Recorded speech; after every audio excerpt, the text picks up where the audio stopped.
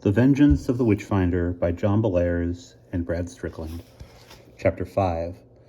Wow! Lewis stood in a gravel clearing. It was not like the paths through the maze. Not a blade of grass or a spear of weed grew here. However, it was obvious that no groundskeeper took care of the weeding and mowing. The place looked as if no one had been inside it for years. The hedges were more untidy on this side, although their branches twisted away from the central open space. Oddly, no dead leaves had collected on this side, although the gravel underfoot lay old and black from years of weathering. Behind Lewis was a stone bench, just like the one on the other side of the hedge, except this one was clear of moss. It was as if the plant life refused to flourish in this secret enclosure. The whole space was weird and spooky, and the spookiest thing in the clearing stood right in front of Lewis. The building that Bertie had mentioned was a small brick structure.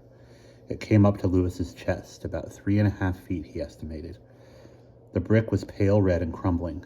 The top of the structure was concrete with rounded edges, so that the rain would run off.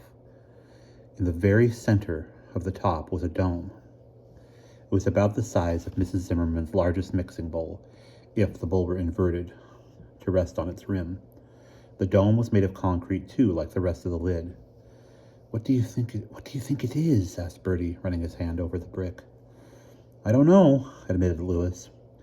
It might be anything. It could be some kind of strange building, though it was very low for that purpose. It might be a dog house. It might even be a dog apartment, with spaces for 6 hounds to sleep. Or it might be a tomb. Lewis shuddered, feeling goosebumps rise on his arms and legs. Do you have a strange feeling? He asked Bertie, his voice a squeak. Yes, Bertie whispered. It's like the whole world is holding its breath. But I think you should take a good look at this thing. It's what we came for, isn't it? You're right, Lewis clenched his teeth. What good would it do to come this far and then go back without really exploring? None at all. He hoped the batteries of his flashlight would hold out for a while longer. Come on, let's find the entrance. They walked slowly around the brick structure. It was about 3 feet wide by 5 feet long. It really was too small to be a tomb, Lewis told himself. At least too small for an adult tomb. Bertie might fit inside, or Lewis. Stop that, Lewis told himself silently. Whatever the thing was, it looked solid, and as their trip around it proved, it had no entrance at all. The 4 walls were all unbroken by any openings, as was the concrete lid. Nothing, said Lewis. No doors, no grates, no way in. He had to admit that he felt relieved. His courage had been stretched very far already tonight. He did not know if he could stand much more tension without snapping it altogether. Perhaps there's a secret door, suggested Bertie. Let's look again. Lewis sighed. He had no better suggestion, so the two went slowly around the brick construction once again, this time feeling for concealed levers or buttons that might release a hidden door and cause it to pivot open, the way fireplaces and bookcases were always doing in the movies. They found nothing at all. Finally, Lewis said, Well, we can tell Cousin Pelly that this thingamajig is here anyway. Maybe he can find a way to open it, or maybe he won't even mind smashing into the thing. I guess it could be a vault concealing the Barnabelt family treasure. Bertie nodded in a disappointed way. All right, he said. But it would have been ever so much fun to find out what's inside ourselves. Yeah, agreed Lewis, but my flashlight won't last too much longer, and I don't want to be around here when it's pitch dark. Your flashlight? Oh, you mean your electric torch? Yes, said Lewis. He had forgotten for the moment that the English had lots of different names for things. The hood of a car was the car's roof to an Englishman. What an American called the hood was the bonnet to the English. A flashlight was an electric torch here. Jonathan had told Lewis that someone had described Americans and the English as 2 cultures divided by a common language. Now Lewis said to Bertie, Well, my torch is starting to burn kind of low, so maybe we better start back. I can find our way even in the dark, Bertie said. I don't need a light. Bertie, said Lewis in an exasperated voice, it's late, and it's cold, and my feet are wet. It's time to give up and go back home. All right, sighed Bertie. Lewis could tell that his friend was downcast by this turn of events. The two crunched around the edge of the brick vault. For Lewis now thought of the structure as a vault of some kind, and headed for the stone bench. The pathway between the hedge and the vault was only a couple of feet wide. It was even narrower at the bench, because the bench took up part of the room. "I'll go first this time," Lewis said. He bent over and dropped to all fours. The sharp gravel was uncomfortable beneath his hands and knees. He had to squirm to make an abrupt turn here in order to get his head and shoulders beneath the bench. He braced one foot against the brick vault and pushed himself forward. Something gave with a hollow, grating sound. "What was that?" asked Bertie. "Did you hear that?" Lewis backed up and stood up again. "I heard it," he said. "I think there's a loose brick in here. There's a loose brick here somewhere." He directed his flashlight beam against the bricks. They all looked crumbly and weathered. He crouched and began to run his hands over them. It was right in here somewhere. Bertie hunched down beside him and began to feel the bricks too. They shoved and tugged, but all seemed solid. Then Bertie cried out, "Here's something!" He pushed again and a brick wriggled in place, sending a little shower of red dust. "This one is loose." "Yeah," agreed Lewis. He pushed the brick too. The mortar around the edges had disintegrated over the years. Friction alone held the brick in place. "You work this end of it," directed Lewis. "I'll see what I can do with this one." The two rocked the brick back and forth in a sort of seesaw motion. At first, it would barely move. Then it loosened and began to slip back. A little patter of brick dust and particles showered down onto the ground. Now, when Bertie pushed his end, Lewis swung out about 1/4 of an inch. Lewis tried to grasp the brick between his thumb and fingers, but the edges were rounded and worn smooth, and he could not get a good grip. "Rock it some more," he said to Bertie. They must have spent 5 or 6 minutes at the task. Gradually, Lewis became aware that the moon was up, bright enough to give them some light. He switched off the flashlight to save the batteries. They ground away at the brick some more. The brick slipped back in its place. When they paused, it was definitely sunken, its face an inch or more farther into the wall than those of the surrounding bricks. "A little more," said Bertie, exploring with his fingers the edge of the opening they were making. "If it won't come out this way, maybe we can push it through." Scrape, grind. By fractions of inches, the brick moved. Lewis's fingers began to ache from the pressure. He was sweating and getting grumpy. After all, he thought, what will this get us? We sure can't squeeze through this hole. Excuse me. And we might not even be able to look through it to see what's inside. Plop! The brick dropped through. Lewis caught his breath. He reached for his flashlight. It rolled away on the gravel, and he fumbled to pick it up. He began, "Let's have a look." Whoosh!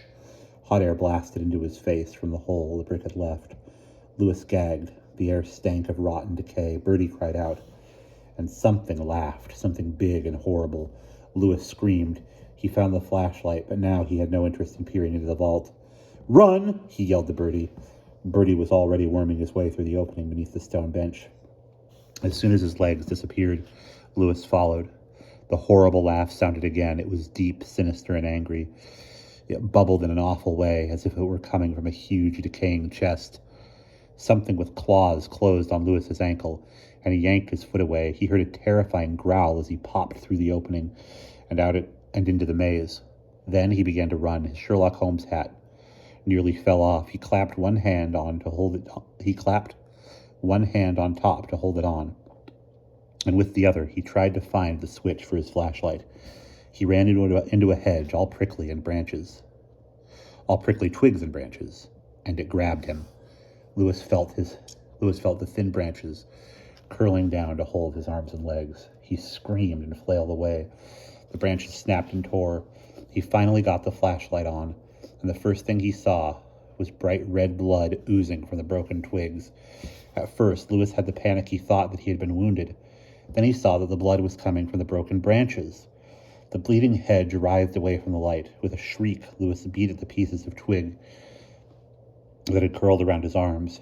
They were creeping over his windbreaker, humping and lifting their blunt ends like horrible worms. He flicked them off and staggered away. Something snuffled behind him, sounding like a gigantic hound hot on his trail. He ran desperately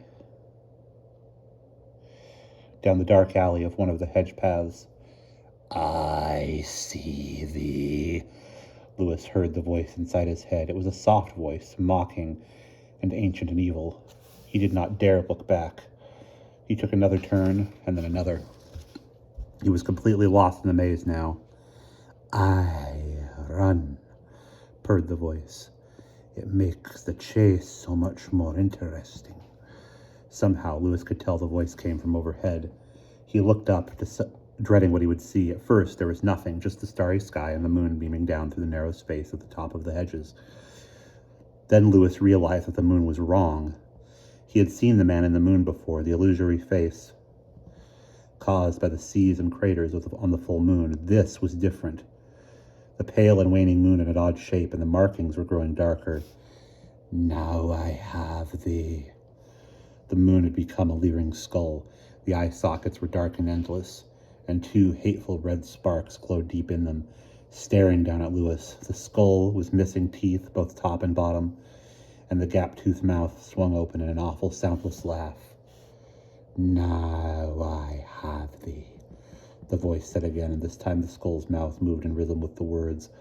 Lewis screamed, but all that came out was a high-pitched, thin screech. He closed his eyes and blundered on. Again he heard growls, and then a snuffling sound behind him, and the hedges began to rustle. It was as if a monstrous animal, a lion or a tiger, were squeezing its way through the hedge walls, running him down. It was a trick. Some part of Lewis's mind shouted at him. The hideous skull moon was a trick, making him freeze and hesitate until the thing behind him could catch up. He desperately turned a corner and found himself trapped. He had run into a dead end. Lewis whirled. He shone his flashlight down the maze path.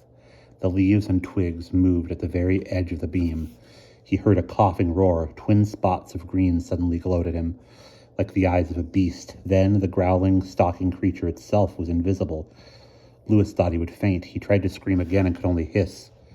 "This way!" Something grabbed his arm. He felt himself being tugged into the hedge wall.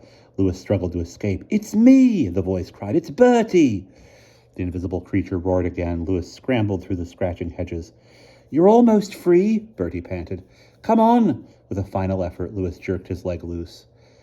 They were on the grass outside the hedge maze, not far from the side entrance of the house. "Run for the manor!" shouted Bertie. Lewis realized they had not escaped yet. Something was clawing at the hedges, and soon it would be through. He heard hoarse rasps of breath, low growls. Following Bertie, Lewis turned and ran as fast as he could up the hillside. He dashed across the asphalt driveway and tripped. Lewis went sprawling in the wet grass. He lost his grip on the flashlight. It hit the ground, flared brightly, and went out. Behind him, something dark bounded through the moonlight. It had no definite body, just a shapeless form, a shadow a little darker than the night. Lewis tried to get up, but he had twisted his ankle and it would not hold his weight. Where was Bertie? This horrible thing, or the horrible thing, reached the opposite edge of the drive. It stopped dead. Lewis scrambled away on all fours, like a demented crab. Then Bertie was beside him again, pulling at his arm. His twisted ankle sent a flare of pain up his leg, but Lewis staggered to his feet. He looked back, sobbing. The hillside lay perfectly quiet in the moonlight. It's gone, whispered Bertie. Whatever it was. A soft breeze made the grass and trees rustle. Then a lone cricket began to chirp. Another one joined in, and then a third. Lewis realized that every living thing around the manor had fallen silent when the horror had come from the vault. Now the world was beginning to breathe again. His flashlight lay in the grass, the metal gleaming in the moonlight. Lewis stopped and picked it up. "I wonder if we're so safe now," he gasped. He wiped his eyes on the sleeve of his windbreaker. Do you think we should tell anyone?" asked Bertie, sounding as frightened as Lewis. Lewis suddenly got the shakes. He trembled violently, and he felt as if he were going to burst out screaming. "No," he said. He stiffened and tried to control himself. "Maybe it's really gone for good. I think we'd better keep this to ourselves." "Whatever you say." Bertie sounded relieved. Lewis guessed that his friend dreaded what his mother might say about their nocturnal adventures. Lewis knew that he did not want to confess anything to Uncle Jonathan. They went inside, and Bertie went along with Lewis as far as his bedroom door. Louis slipped inside, undressed, and climbed into bed. He lay there shivering and weeping. He thought back to the prayers he had learned as an altar boy. One of them came to his lips. In spiritu humilitatis et in amino contrito sessipanumur a te, Domine. Humbled in spirit and contrite of soul, may we find favor with thee, Lord. He whispered the rest of the prayer, but it brought him little comfort. Louis understood that something ghastly had come out of that mysterious vault, and he sensed that some terrible and insatiable force was now loose upon the world. He had no idea when or how it would all end. And that is the end of chapter 5.